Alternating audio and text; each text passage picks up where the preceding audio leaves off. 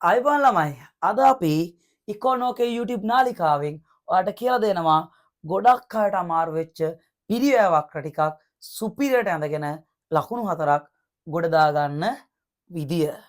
ඉතින් මේක මම ඔයාලට රූපේ ඇඳ ගන්න විදිය විස්තර කරන විදිය හරියට කියලා දෙනවා. එහෙනම් ඔයාලට කියන්නේ මේක බලලා ලකුණු 4ක් අරගන්න. අපරාධනේ මුලින්ම ඉතින් ළමයි කොකටත් කලින් අපි අක්ෂර දෙක ගහ ගන්න එපැයි. ඔන්න මම අක්ෂර දෙක දා ගන්න මේ විදියට ඔන්න ඔය වගේ අපි අරගමු ළමයි. හරි.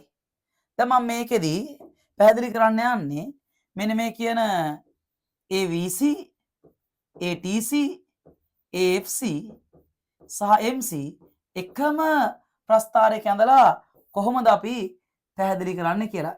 ළමයි මේකේ පළවෙනිම ට්‍රික්ස් එක තමයි ඔයා MC ව හරියට ඇඳ ගන්න. MC අඳිනකොට ඔනට වඩා නිදි කරන්නත් එපා, කෙලින් කරන්නත් එපා.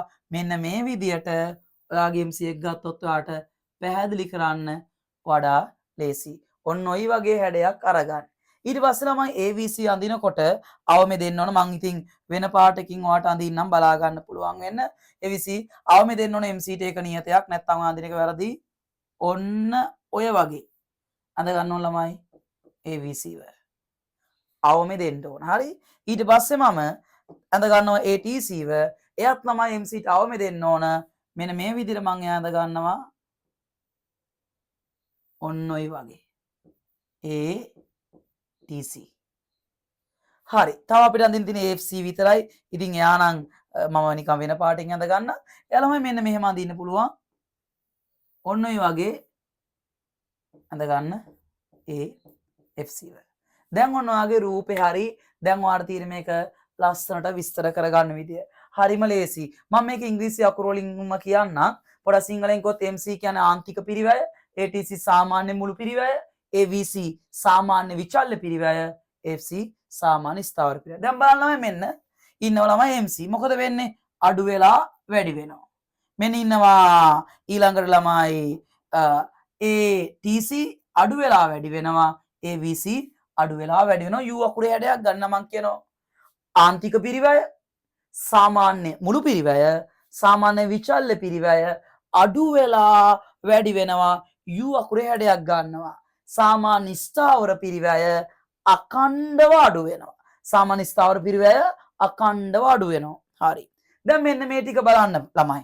මෙන්න මේ ඔයාලට පේනවා ඇති මෙන්න මෙතන මේ කළු පාටින් තියෙන කොටස මෙන්න මේ කොටස. මේ ඉන්නේ AVC අනේ ළමයි අඩු වෙන ටික. ඔයාලට පේනද පුතේ AVC අඩු වෙනකොට ඔයාගේ MC වක්‍රය ඉන්නේ ඊටත් වඩා යටින්නේ මේ අනිත් ඒවා බලන්නේ පෙන්නපු එක විතරක් බලන්න. මෙන්න AVC අඩු වෙනවා. ඒතර MC ඊටත් වඩා අඩුයි. මෙන්න මෙහෙම මට ලියන්න පුළුවන් මේ කොටසේදී AVC කියන එක්කෙනා ලොකුයි MC ට වඩා. හැබැයි අපි එනකොට මෙන්න මේ පැත්තට බලන්නකෝ. මෙන්න මෙතනින් එහා ළමයි AVC වැඩි වෙනවා. AVC වැඩි වෙනවා. දැන් ඔයාලට පේනවා ඇති. එතකොට ඔයාගේ MC එක මොකද වෙලා තියෙන්නේ? ඊටත් වඩා වැඩි වෙලා තියෙන විදිය මේ. ඊටත් වඩා වැඩි වෙලා තියෙන විදිය. පැහැදිලි? ඊට පස්සේ අපි යමු ATC ට. මම නිතරම පාට කරන්නේ නැත්තම් මේ රූපේ කැත වෙලා යන හින්දා මෙන්න බලන්න ATC කහ පාටින් අඩු වෙනවා. මෙන්න අඩු වෙනවා. ATC අඩු වෙනවා.